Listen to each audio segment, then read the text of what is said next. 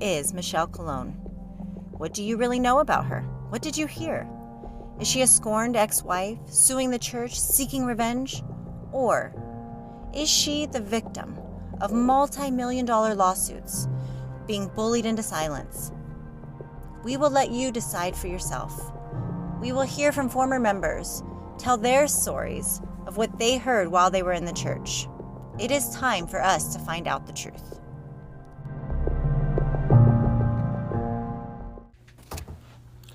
I heard Michele Colón is a demon. But seriously, I heard two different stories about Michele Colón. First story is that the church was being sued by her. The second story is that the church sued her. Now, how do I have two different contradictory pieces of information? Like, what am I going to do about that? Well, when the only source of information about the matter is the church.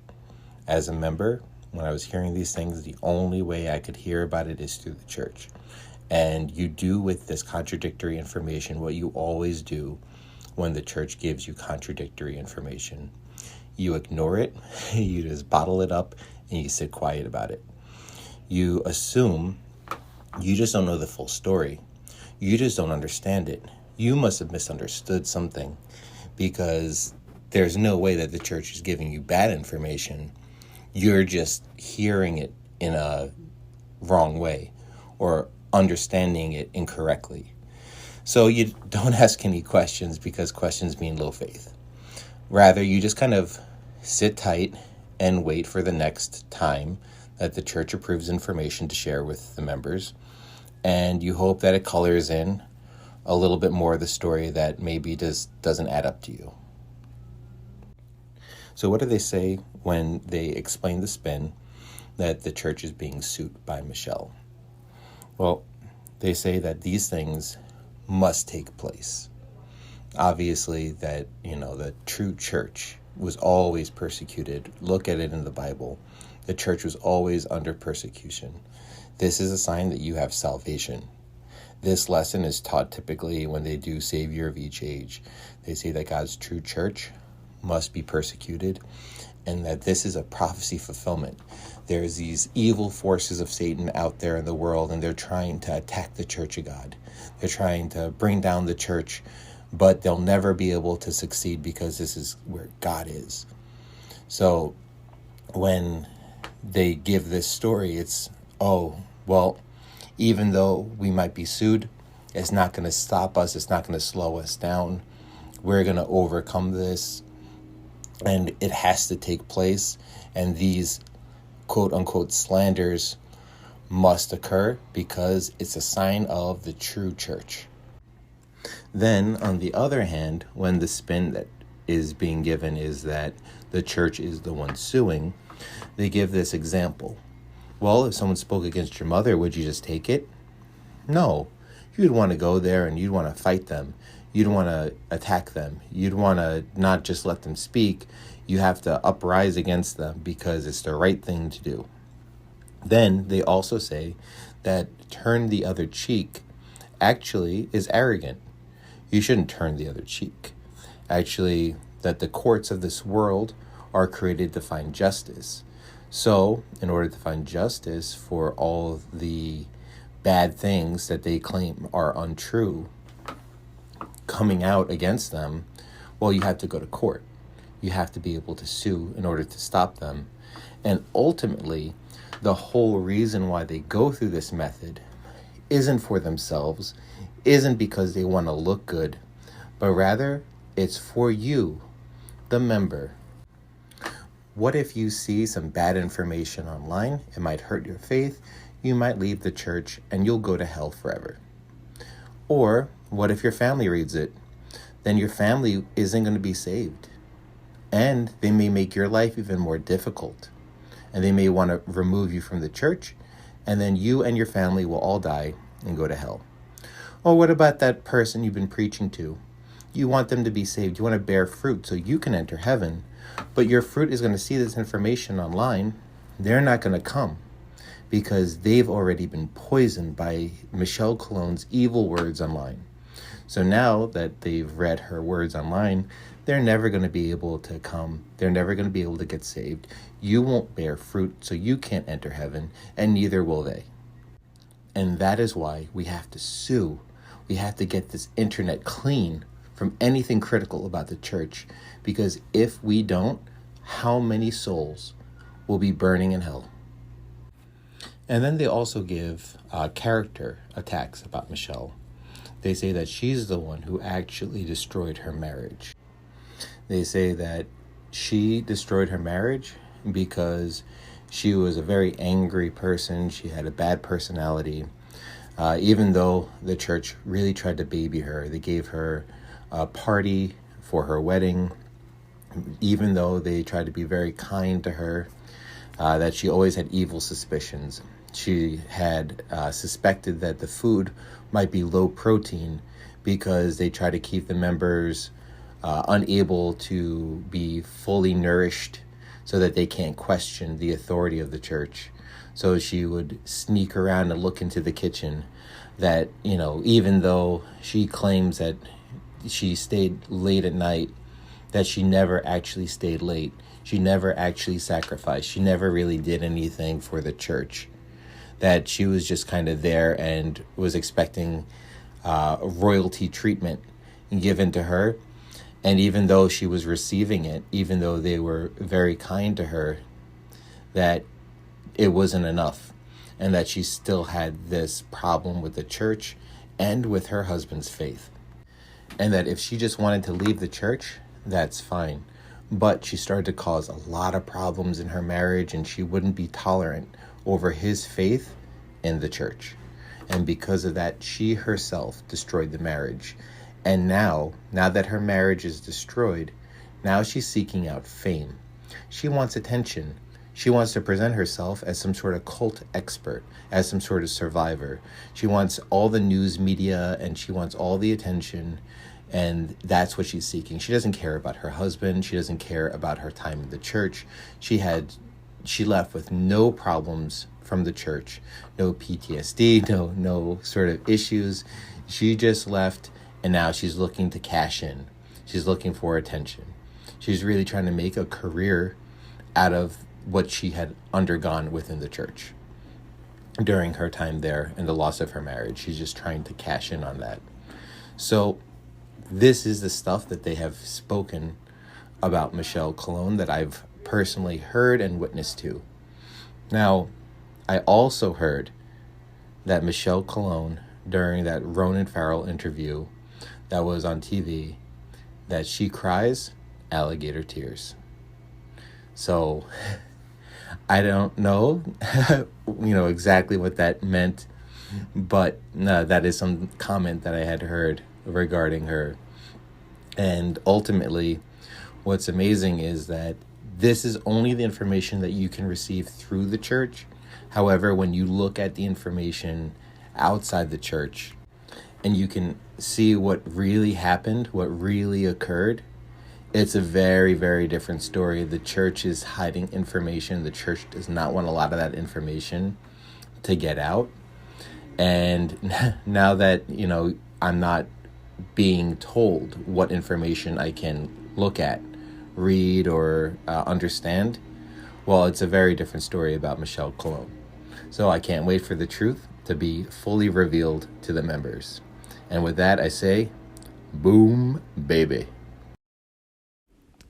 Hi, it's Joann again. When I first learned about the lawsuits, I think I wasn't even in the cult for not even a whole year, so I was still pretty new. And I knew that, they were telling us not to go online because people spread false rumors, which makes you lose your faith. And that's what Satan wants. Satan wants to make you fall away from the truth. And these are all the works of Satan trying to destroy the Church of God because the time is so near. The time for Father to come, the time for the world to end was so near. And yes, this was around 2011, 2012. So how they presented it to us was that there was someone or some people out there suing the church and spreading false rumors about families being broken up, about how they forced their members to give up all their money and possessions, and how they forced women to have abortions. And of course, when I first heard this, especially about the abortions, I was like, oh, these are all lies. Like, how could these people say these things? And how could they try to sue the church, sue us? And of course, they told us that they were countersuing because, if someone talks bad about your mom or your dad, then naturally you stand up and naturally you defend yourself.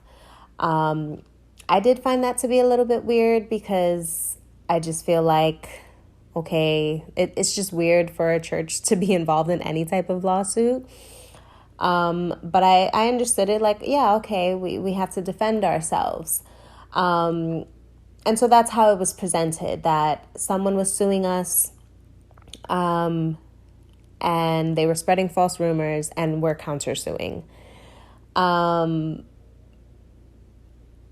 And then it's not until later on, like the longer I stayed, that I started to realize that they weren't exactly false rumors, because I did start to witness like that people were, completely cutting off their family, and being encouraged to do so. Like, people would share quote unquote fragrance and, just boast about how they divorced their husband because he didn't want her being in church all day Saturday with her children. Or, I'm not talking to my mom or my dad anymore. They kicked me out or I walked out. And a lot of times this was encouraged. Like, if someone gave this fragrance, then the leader would come up and say, this person is going to be blessed so much in heaven for all the hardship that they're enduring and for basically giving up their worldly desires to receive blessings in heaven. And of course, they would weaponize the Bible and find verses to justify what they were saying about how, son will turn against father and father against son. And, those who basically, lose the world will gain it, or lose their life will gain it. And I think there's a story in the book of Acts about how this man and this woman didn't give up all of their offering, and because of that they died. And of course they talked about, tithing is in the Bible, but the thing is that we weren't just tithing. We were giving way more than tithing. And I know for me, I didn't feel like I could do much because I was still a broke college student, but I know other people were like, selling their cars and their houses and maxing out their credit cards. So the point is that after a while of being in the church, I realized that it wasn't false rumors, that these things were actually happening. But for me, I think I more so blamed the members as opposed to the leaders who were encouraging them.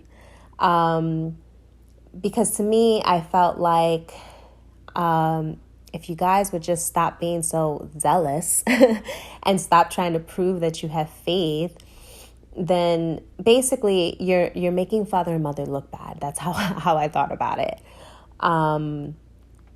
And then, as I mentioned later on, I started to see the shunning of the women who got pregnant or decided to have babies, and how they would feel like they did something wrong and they would lose their blessings. Like, I know of one girl who was supposed to go and help start up a house church, but she got pregnant, and so she couldn't go.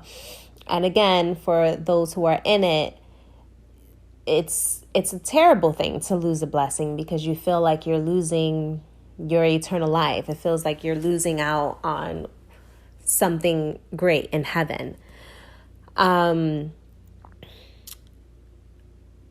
So it went from these are false rumors to maybe not so false rumors to actually this is 100% true. And I can't even make excuses for it anymore. And it wasn't until after I left that I realized that they were not countersuing.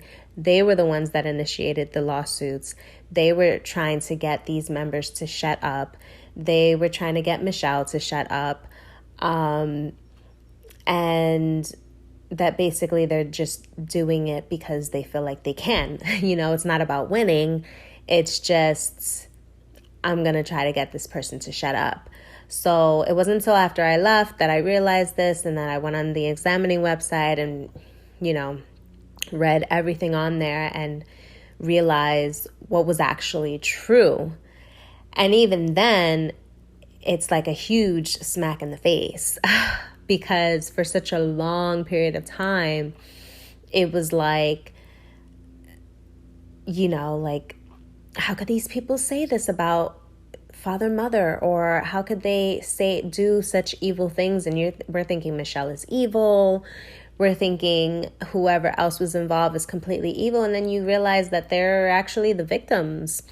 And, the WMSCOG was the victimizers. And it's a huge smack in the face to realize all this. And it sucked, especially because, when you're in it, you believe this to be fact. You believe it to be true. Like 2 + 2 is 4. There's no gray area there. That's just the way it is. And then you come out of it and you read and realize all that's on the examining website and, other resources. And what you once believed to be fact is actually completely imaginary. And it's just a warp of reality. And it's something like it's basically getting the rug swept up from underneath you. But, after that,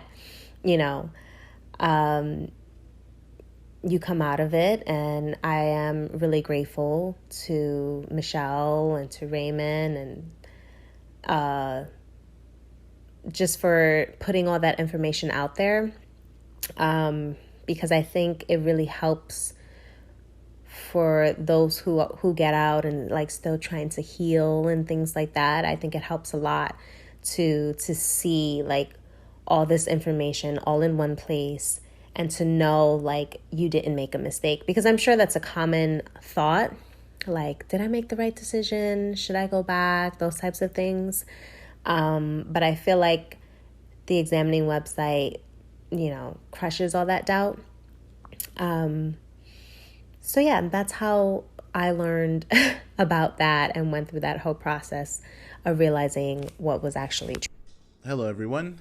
Well, when it comes to what we were told about Michele and all the lawsuits, I believe the first time it was officially announced to the members, it was early 2013, I believe. And it was, I believe, a 5-day span of seminars where a pastor actually from Korea flew out from Korea, came out to give us this information. Now, this was no small ordeal. This was a big deal. If anyone who was a member of the church, they know if a pastor is coming from Korea, then it's a big deal. If a pastor is coming from Korea to provide information, it's a big deal, especially if all of the West Coast churches were gathering in one spot here in LA. All the West Coast, up from Seattle down to San Diego. There was even a few members that came from Atlanta, Georgia. They all came out, and we were receiving this obviously filtered information from this pastor from Korea. So it was about a 5-day span where we all had to call, take days off of work, take days off of school, and we received education, right? I throw up the air quotes, where we received this education on all these different lawsuits from both in Korea and America. And this is where I first heard of Michele's name. And Michele Colón, she basically became public enemy number one. She was behind the examining site that, of course, has helped so much of us. But yeah, it was it was a smear campaign. It was, just their goal of the church was to discredit and take all credibility away from Michele and others as well that have spoken out against the church. So we received the information throughout these seminars, throughout this 5-day span. And then on Sunday, we had actually rented out an auditorium in Pasadena, this huge auditorium. And this is when all the members came, actually. So throughout the week before the Sabbath, when we were initially receiving this information, it was only group leaders, church leaders, title holders. And at the time, I was in the student group, and I myself was a group leader in the student group. And the pastor had allowed me to join these meetings. But on Sunday was when the church had actually rented out this huge auditorium to fit all the rest of the members, the regular members, to provide this information to them. And I even recall them trying to show a picture of An Sang-hong and Zang Gyo-ja, trying to justify that she is God the Mother. But besides that, it was a smear campaign on Michele Colón, and this was probably the first time where it was formally the information was formally provided to all the members in the church. And yeah, from then on, it was, they are not credible. They're doing this for, money, and whatnot. So yeah, I mean, that's pretty much how I first heard about her. And we all know it was BS. Boom, baby. What's going on, ladies? So quick recap or summary, whatever you want to call it. My name's Luis. I was baptized in Oklahoma City in July of 2012. The one thing that I do remember about the lawsuits, because they did happen before I started going, was when I was there. I want to say from that summer all the way to that winter of that year, it was like the main focus was like damage control, I guess. I remember like watching the video of, what was his name? Ron Ramos and Diane. Like, they were really big on that. They were like, enemy of the churches basically. And they were instilling that on everybody, the new members, I mean, you name it. And I didn't really know why. I didn't understand, but they were really big on looking up things on the internet. Basically, they didn't want anybody looking anything up on the internet, and that was like the main thing I remember them saying as well, is like the internet was the tree of knowledge of good and evil. And that time it did scare me. It was more so like I didn't want to take the risk, of course, because I was new also, and I was only, 21 years old, give or take. I want to say 20 years old. So I was young, young and dumb and very naive. And that was like the main thing that I remember within my first year there was the like basically just fear mongering of not going on the internet, to make sure like whenever you were to look up the church website before they had that link, to give everybody, that took you directly to the site, they would always say just click on the first site, don't look at anything else. And then I remember they had this big meeting about people that they were claiming that people were suing the church. And I didn't understand why. I would always ask, like, why are they suing? And I mean, I would always get the same answer. Oh, it's because, they don't believe and they're with Satan. And that was like the main answer that I would always hear, is that they're with Satan. They're against God's people, so they're going to lose automatically. And so you never really look into it. It's more so one of those things, like, since when you're like a regular member, that you don't have a title or anything, you don't have any responsibilities, they shelter you like crazy. That's like the one thing that I do remember, is like they really keep you like away from all of those things. Like if they hear another member talk about it, then they like quickly take you away from that person, or they quickly change the subject. That was like the main thing that I also saw, was them constantly like changing the subjects whenever it was if there was any discussion about Michelle, Ron, Diane, and then also other members that had like got out. Basically, they wouldn't want to talk about them. Oh, you're talking of worldly thoughts and this and that, and so you were quick to like, you're programmed to like automatically change that subject no matter what. But that was one of their main things that they used for what's it called, to like basically instill that from the beginning, especially with the new members. At least that's how it was with me.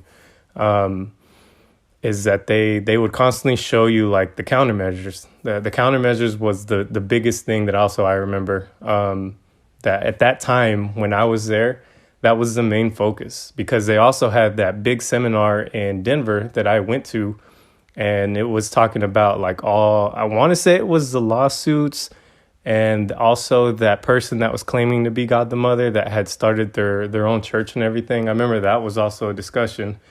But of course, we weren't allowed to take notes. I tried to, and they immediately told me to erase it or get rid of it. But they did use a lot of that as fear mongering in the beginning, because of course, all the newer members, especially in 2012, they wanted to shelter them as much as possible. But as far as like specifically Michelle's lawsuit, I don't remember hearing about that one specifically, just more so because I was I guess too scared to ask questions about it.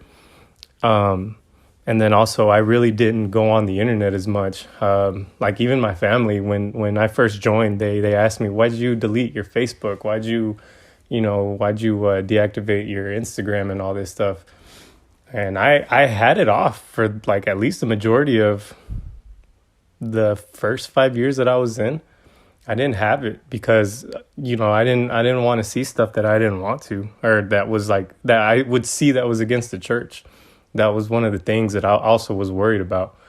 But I do remember hearing a lot about the church being called a cult from the lawsuits. That was the one in New Jersey was the one that I did see repeatedly, as far as like, I didn't know who it was associated with, but we would just see that one. And of course, they would always change the subject. So we would never really look more into it, I guess. But yeah, I mean, that's all that I really do remember about the lawsuits. They would always just change the subjects. When I moved to Dallas, I really didn't hear anything as far as lawsuits or anything of that nature. There was really no talk about that kind of stuff in Dallas. I guess they kept it pretty well hidden. I did hear a lot of the like rumors as far as like the like that there were members pretending to be not in the cult to catch people like talking about it, kind of like what Raymond was talking about, like the internet team. I do remember hearing about that stuff, that like the pastor would have certain members like monitor everybody's social media. I do remember hearing about that, but I guess it was true. I refused to believe it.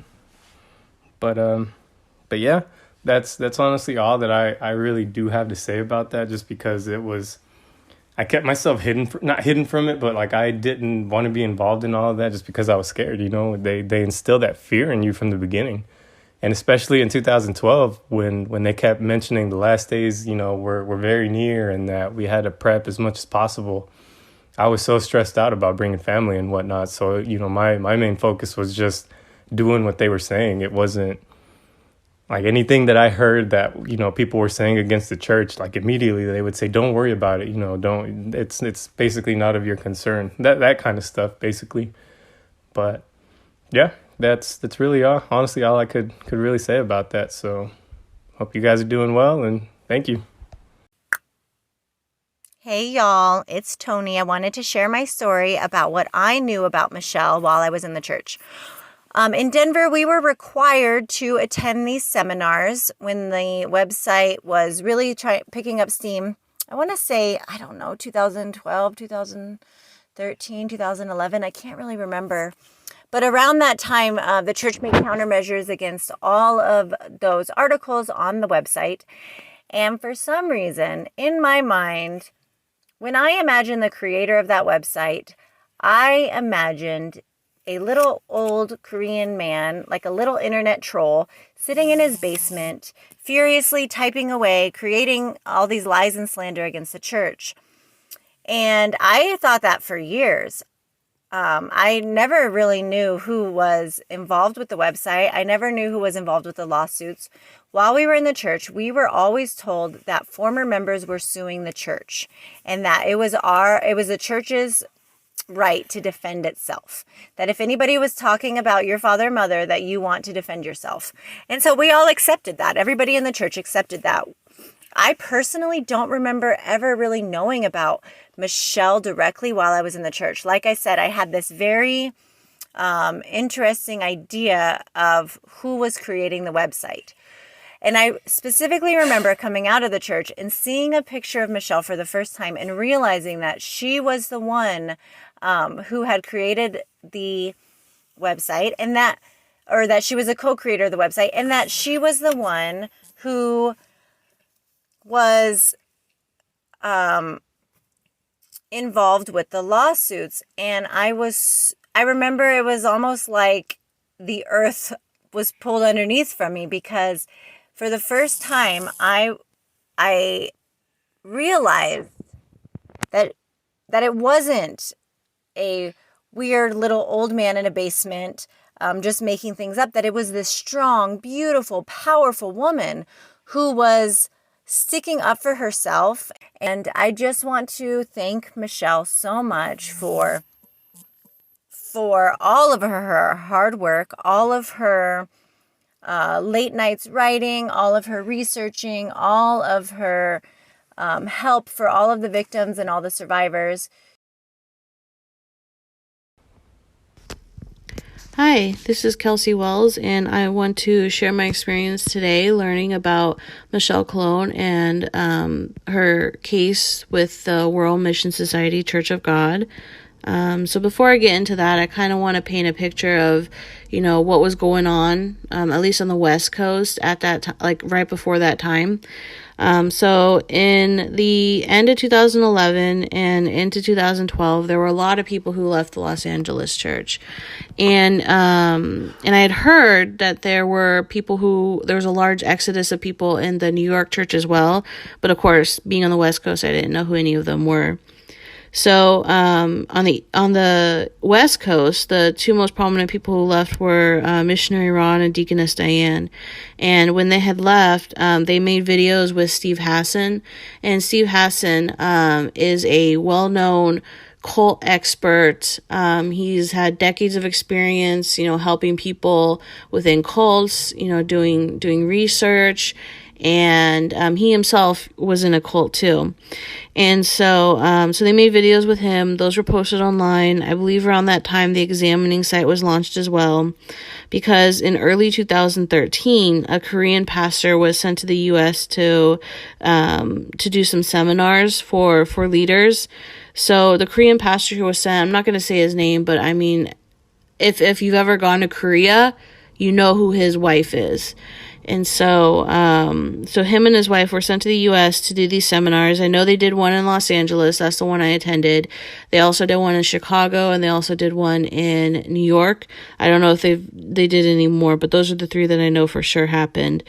And for these seminars, they were 4-day seminars. 3 out of the 4 days, only leaders could attend.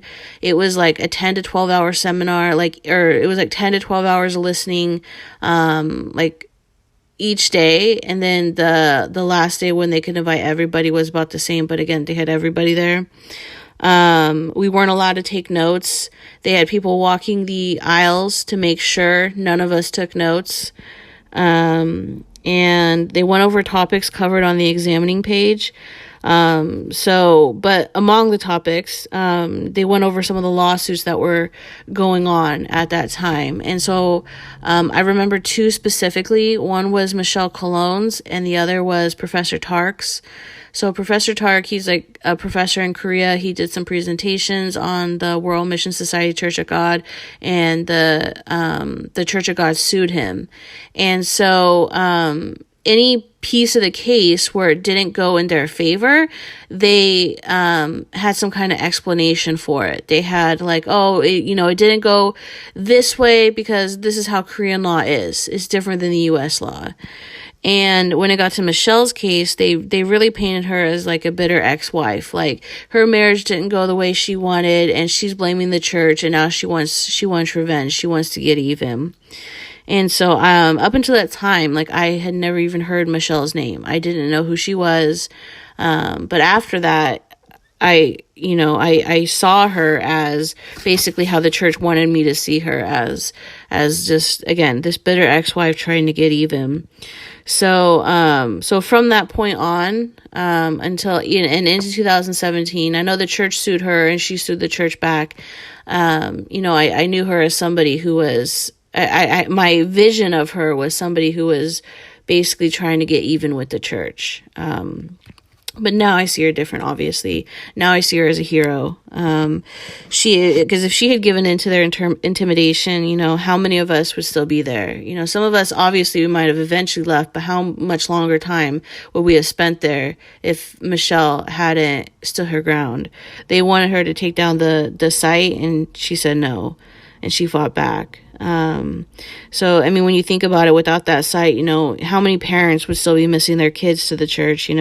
Would members even know if An Sang-hong had kids, or about, Big Shine?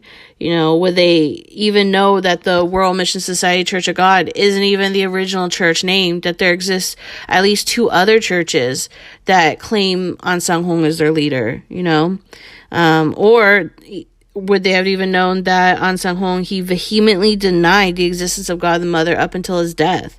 These things people wouldn't have known or wouldn't have happened if it weren't for Michele standing her ground and not taking down that site. So again, most of us, we are free today, and we're able to speak out somewhat freely because of Michele. If without her, anybody who says anything about the church automatically, or I guess I should say allegedly, it's highly presumed that they would probably face litigation if they decide to speak out about their experience. Great Light Studios wouldn't be able to do any of their content about the WMS. This podcast wouldn't even be possible if it weren't for Michelle's courage. So personally, from the bottom of my heart, I like to say thank you to Michele for never giving up.